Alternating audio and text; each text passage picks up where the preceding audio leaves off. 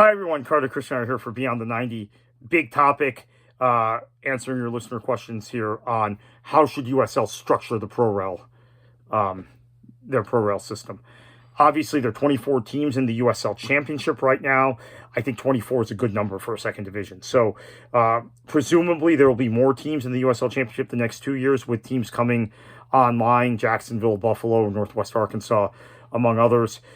Maybe some teams drop. Who knows? But ideally, you want to start with at least 14 in the first division, and once you implement Pro-REL, get it to 18. So maybe even you start with 14, you then, once you implement Pro-REL, you promote 4, and no one goes down the first year. And maybe you're at 28 in the championship, no one goes down, so then you get the leagues 18 for the first division, 24 for the second division.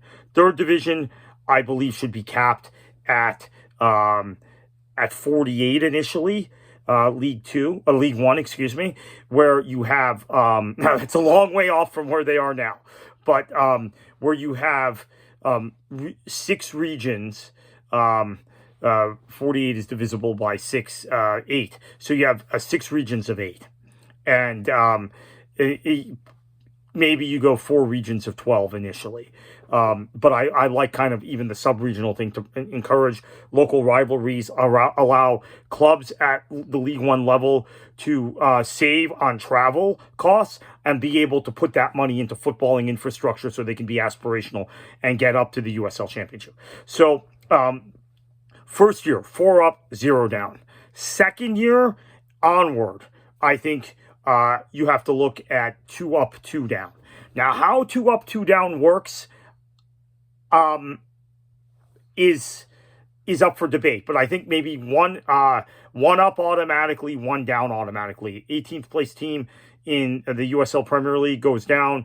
First place team USL Championship goes up. Second place team in the USL Championship plays the 17th place team in the USL Premier League, or you let that team sit, that 17th place team, and then you have 2 and 3 playoff, and then the winner of that plays, or you have 16 and 17 in the USL Championship, in the USL Division 1, USL Premier League playoff, and then you just kind of 16 and 17 winner faces the 2 and 3 winner in the championship, and then the winner is in the Premier League the next year, the winner of that tournament. So that's how I would do it. In terms of relegation from the championship to League One, this is a little trickier because of the financial implications for some of the League One clubs of going up, and the financial implications of championship clubs dropping.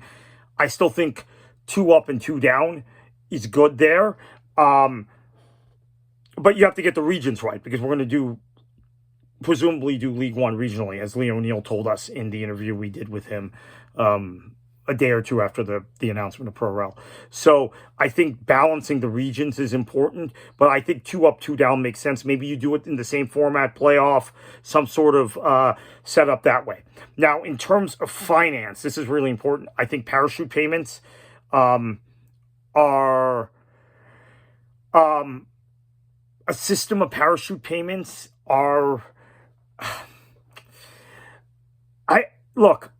I'm having a real difficulty here, and some of you might know I'm on TalkSport often, right? At least once a week in the UK, talking about the football league, the EFL, and parachute payments served a purpose. I was a big supporter of them circa 2010. Now they're imbalancing the football league, the EFL. What they're doing is they're giving teams that were in the Premier League a decided advantage for years over the rest of the competition in the Championship, League One and League Two, right? It's not fair.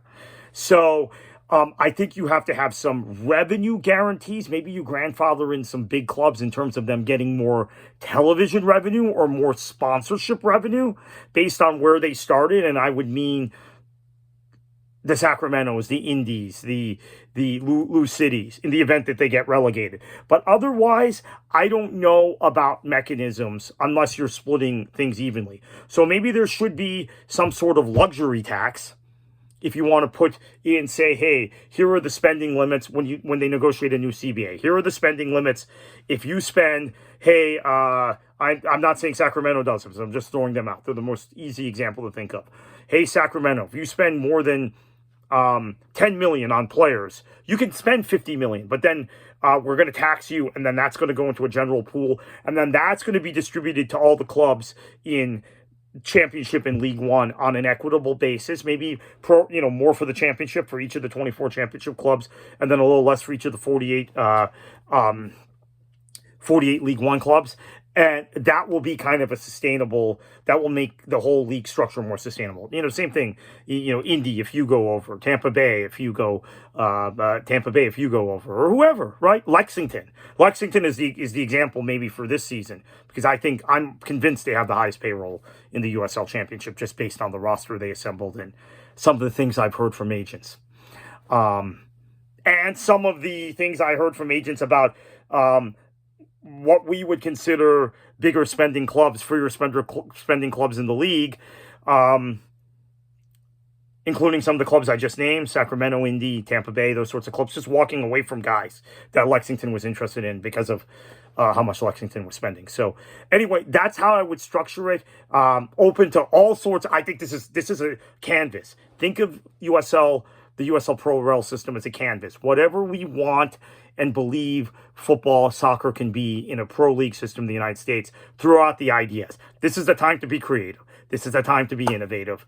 And thanks so much for the questions.